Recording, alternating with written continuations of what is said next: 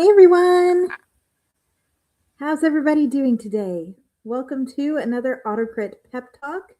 I am so glad that you're here. My name is Katherine. I'm a member of the AutoCrit editing team. I'm also the coach of Team Pantser in the AutoCrit Novel 90 Writing Challenge. And I am so excited because as a Pantser, motivation mutiny is a very real obstacle that I have struggled with time and time again. And so today I'm going to guide you guys through the warning signs that a mutinous situation is coming up with your muse and how you can get your muse back in line in order to get this work on the page. If you celebrate any of the numerous holidays that are going on around the world right now, then I wish you the happiest of holidays. And my heart goes out to everybody who struggles over the holidays. Please know that you're not alone. If you'd like some writing community to come write with over the next few days, check out the free Sprintsmith sessions that we're doing for everyone on the AutoCrit calendar. There's a 2-hour drop-in room today, tomorrow, December 24th, and the day after, December 25th. And we would love to see you. So let's talk about motivation, because that is what we're really diving deep into today. I'm just going to start off with a question for all of you guys. What motivates you? I don't know if you remember me asking what your why was early on in the Novel 90 Challenge, but I asked everyone to think about your writing why. Is your writing why what motivates you, or is it something else? We're going to talk about our muse and mutiny today.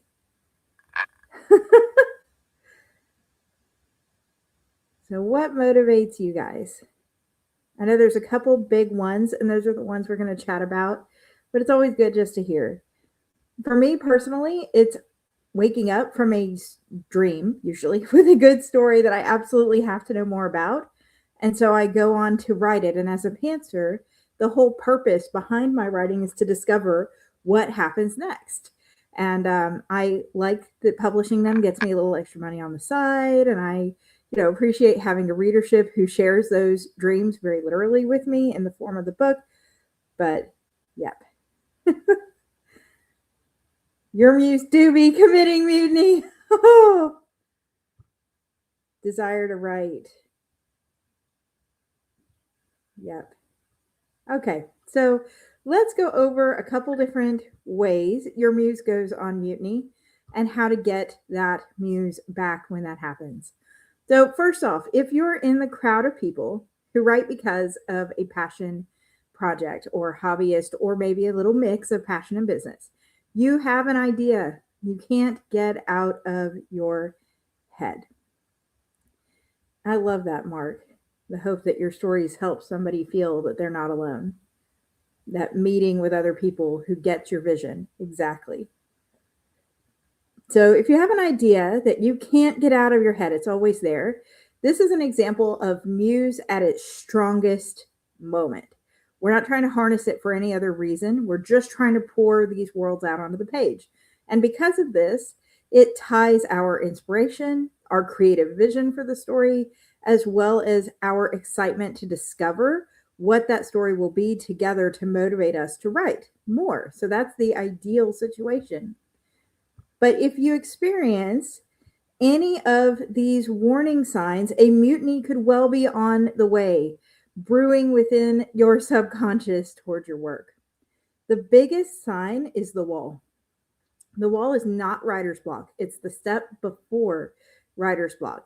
It's where you start hitting scenes that just leave you with a blank space. You don't know how to get past something.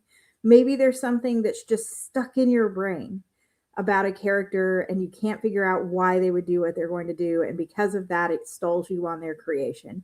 The wall can be any manner of things, not being able to get past the world building into actually writing that epic sci-fi or fantasy, not being able to picture the monster in the horror story, right? There's a video going around of Stephen King talking about this story that he abandoned, and it was about, the ladies' room and people going in the ladies' room and not coming back out. And in the end that he didn't write it because he couldn't figure out what would have been in there. It's this wall moment. Then you have moments of self-doubt, right?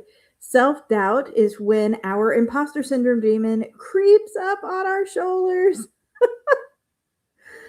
and we just go, oh, am I qualified to be doing this? This is a good idea. Maybe somebody else could write it better. Maybe an AI could write it better. Maybe I should just table this. Nobody's going to read it. And it starts chipping away at our ability to produce. Having too many opinions or not enough opinions start diluting our vision for our piece. And we get confused and we don't know where we want our story to go anymore. And before we know it, we've lost sight of the vision we had. And we're not happy with this convoluted Frankenstein monster we've created. And then figuring out the story can, for some people like me, be a motivation killer. As a pantser, the whole purpose behind me writing is figuring out what happens next. Once I know what happens next, I don't want to write it anymore. That's why I don't outline. The desire is gone. And so all of these are warning signs that your motivation may be on the edge. When they go full mutiny, though, those walls turn into full-blown writer's block where you cannot write. It's not just one scene or one character, or you can skip past it. It's just full-blown writer's block. Your self-doubt turns into surrender. You know what? I don't know what I was thinking. I was right all along. This is never going to be. Your multiple options that have diluted your story down to the point where you don't even know what it is anymore turns into full-blown paralysis, because it's better to just move on and do something different or not write at all than to sort back out looking for your own voice. And the end for you, in my case, this is the one I struggle with the most, becomes the end for your creative process. Well, now you know what happens, so there's no point in writing it anymore, right? Unless you're trying to resonate with other people. And so once this mutiny is here, it can be so hard to knock that thing out, to still get words down. And so any number of things can happen. We walk away from the book. We walk away from writing altogether. We have trouble coming up with new concepts. We struggle with that imposter syndrome even worse than we did before. And so we want to use some of these tips. These are just some of the many, many strategies to break through this phase. But we want to use some of these tips to reclaim our ideas. Writing pressure-free content. This is one that has saved me so many times. Doing this can get ideas flowing again. And when I say pressure-free, I mean write something that is not intended for the specific book you're working on right now. If you're doing novel 90 and getting it done is just killing your muse, it's on mutiny. Write something unrelated. Take your antagonists out for their perfect beach birthday. Put a food fight in. Have somebody wake up in the other character's body and have to live their antagonist's life for a day. Do something that inspires words of any kind that are not meant to be used. They don't have to fit any mold, just to unlock the creative inspiration once again. Oof, that's horrible. Yep. You can also give yourself a break and be analytical of yourself from an objective space instead of that imposter syndrome space. Sitting down and saying, what is my why? That's why I started us out with this. What is your why? Figuring out what that why is can refocus us on the bigger picture. We wanted to get this book done because we wanted to relate to other people, because we wanted to know this story and we wanted other people to learn about the story that we had, like the dream we can't shut up about.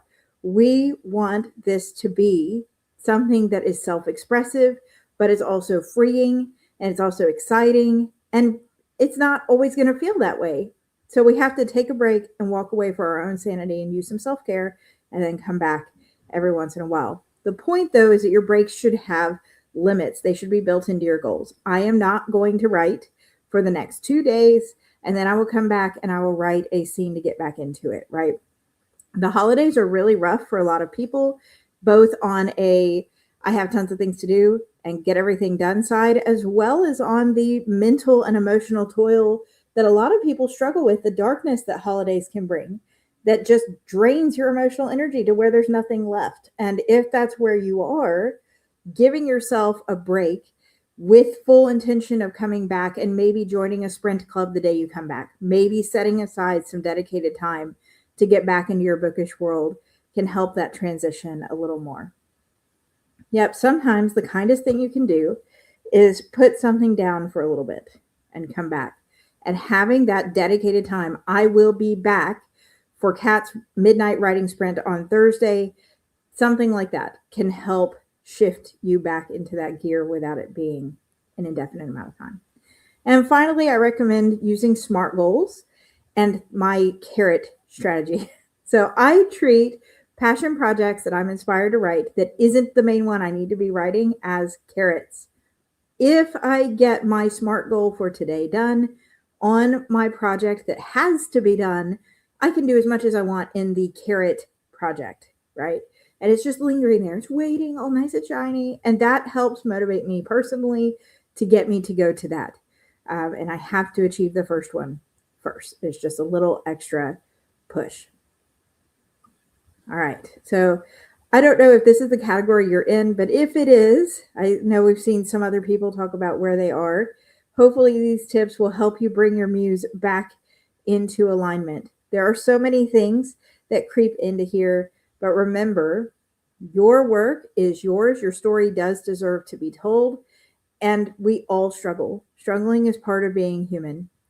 Getting bad feedback from one reader, one bad review, one editor's feedback was too hard to take can be devastating. But we have to pick ourselves up, dust ourselves off, look for the objective parts of the feedback that we can take, and then move on from there. So what about the business side? So I know several people in our community are wanting to do publishing as part of a bookish business. This is more than just a passion for you. This is a place where muse meets passion profession, your dream job.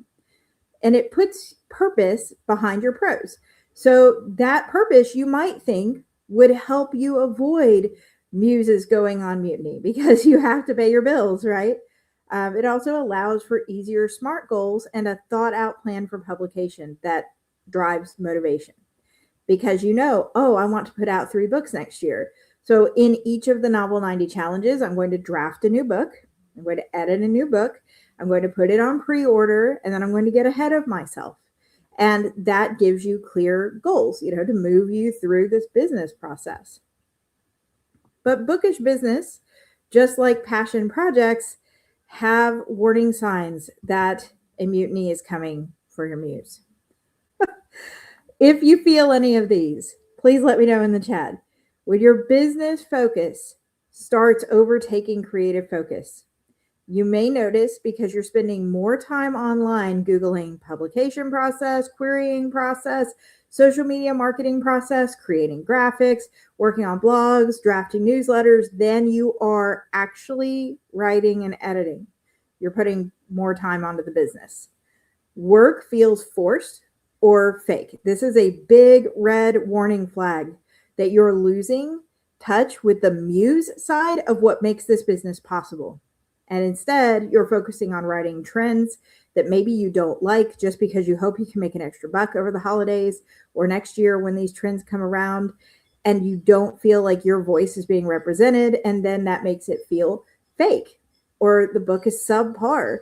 And so then you start to doubt the quality of your work, and nobody wants to put out a piece they're not proud of. Even if you are looking at it as a product, and I am producing products, we want to produce products that we're proud of putting our name on. This fuels the grind feeling that we get if we work a 9-to-5 job. Chances are at some point in your life, you felt the grind. You're just getting up, you go to work, you do the same thing. At the end of the day, you come home, you sleep, you get up, and you do it all over again.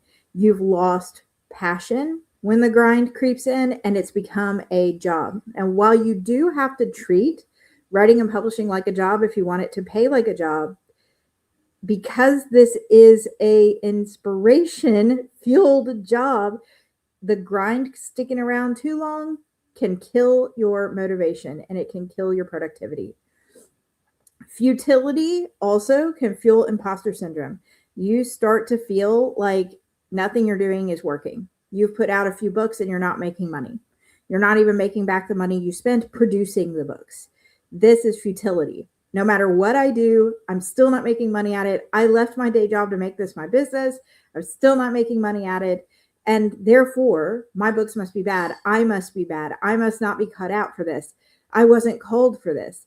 All of these things start spinning in your head. And because that's a whole lot of pressure to put on yourselves, guys, so much pressure, what happens to your inspiration? You snuff it out. You're suffocating it to death. And so all of these little warning signs creeping up in your professional writing life end up leading to a mutiny of its own separate kind. Your futility spirals completely out of control into the point where it feels like this is now an impossible business dream or business proposition.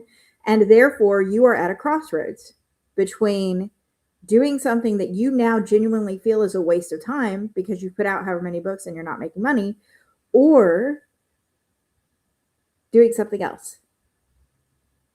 And I am not here to give you business advice or tax advice or legal advice of any kind. I am here as one writer speaking to other writers. But if you've snuffed out all of your passion to try to pursue this solely as a business, and then you take business potential away, what happens to the writing? It's gone. You've lost it because you lost the passion ages ago, and all that was keeping it going was a hope that you would make money. So we have to reorder priorities. We'll talk about that in a minute. But once you've reached the point where you have this, oh, this whole thing's a waste, this is impossible, that's mutiny. Mutiny shows up in business books or business aiming books when your work stops altogether.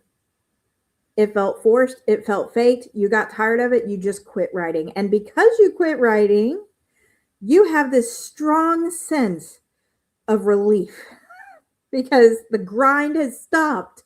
It's like going on vacation and escaping the world for a few days. The grind has stopped, but there's guilt because the grind has stopped. Because deep down, a lot of us know the grind has stopped and the work has stopped because of our imposter syndrome. And then that fuels the imposter syndrome and it becomes this very vicious cycle. It's a self-fulfilling prophecy. We were talking before, this is stupid. I'll never be able to do this. I'm not a good enough author to make this my business.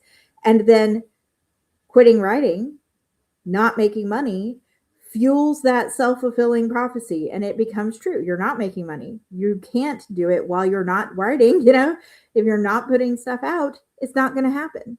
And so these are all signs of the bookish side being on mutiny. So if this is where you are or you've been there, just like for our passion project people, you have to reclaim your business and protect your muse from our own negative tendencies, from going on mutiny. We have to identify and hone in on our why besides paying the bills. This cannot be a profession that is solely about paying bills and be maintainable long-term with a good balance. For many writers who try to do that burn out and quit within a couple years because it is exhausting to pour out of an empty cup. So you have to identify your why, hone in on your why, be honest about your why, and tend it. It is the garden that your produce is coming from that you're then going to cut up and serve as salads to everybody else, right? Bring passion back to your work. Because again, if the publishing and things are not working out the way you wanted and the passion's been gone, there's nothing left. There's nothing to write and the writing stops. You have to find passion somewhere. And this does not mean that you need to try to have dreams and write your dreams like I do or come up with some crazy story. It is perfectly fine to find some market trends that are going to be coming up in the next couple of years and say, hey, I am sort of interested in that. Let me try my hand at that. See if I like that. And then give it a try. See what happens with it. These little side passion projects can turn into projects that are sustainable for your creativity and also fuel your business. And then utilize your SMART goals again and that carrot system again. But change your focus. And I strongly urge you to get out of dollar bills and numbers for a minute and bring your writing and editing time back up to at least be equal to everything else, because you cannot market, you cannot sell an unwritten piece. You have heard the phrase, you can't edit a blank page. You can market a blank page, but when pre-order comes time to put out, if you don't put it out, you haven't made any money, because all those pre-orders are going to be canceled. You can't sell a book that is not written. So let's focus on putting the horse in front of the cart, the writing horse first, then the publishing stuff in the cart behind. All right. Remember, everybody, as we go into the holidays, as we wrap up the challenge, as we face New Year's and New Year resolutions, we are our own worst critics. This means we are both our own best allies or worst enemies, and our mindset is what determines the difference. Mindset matters. There's a separate pep talk from Becca on that here on the YouTube channel at AutoCrit. If you go into this claiming failure for yourself, claiming failure for your books, and then not following through with SMART goals, you will create that self-fulfilling prophecy cycle that you're trying to avoid. I believe in you. Becca believes in you. Kat believes in you. AutoCrit believes in you. But as much as we believe in you, we can't make you believe in yourself. And I know, as someone who struggles with imposter syndrome, that it's not easy to believe in yourself. So believe in your project. Pick one thing to accomplish today, a small thing, an achievable thing. Today, I will get this. And slowly, you will start building up this opposite of that self-doubt. You will build up this ability to go, you know what? I don't know if I can be a full-time writer for the rest of my life, but I know I can finish this book because I've finished other books and I am slowly meeting the milestones to get this one done. And that is enough for today. So we have to believe in ourselves. We have to find a way to believe that what we're doing is going to matter in the end. Yeah, there are writerly activities for every container size of energy. Exactly. Yeah. If you don't enjoy writing it, nobody will enjoy reading it. Very true. And it's okay to do things out of order. It's okay to not finish the whole book before you start editing or any of the other pieces of advice that we give as best practices. If it works to keep you making forward momentum, that is what matters. But all of these things that we talked about today, the warning signs, the actual mutiny, taking the actions that we need to take to get out of a mutinous muse situation, comes down solely to us and our personal drive and our personal determination. And that is why AutoCrit does challenges like the Novel 90 Writing Challenge.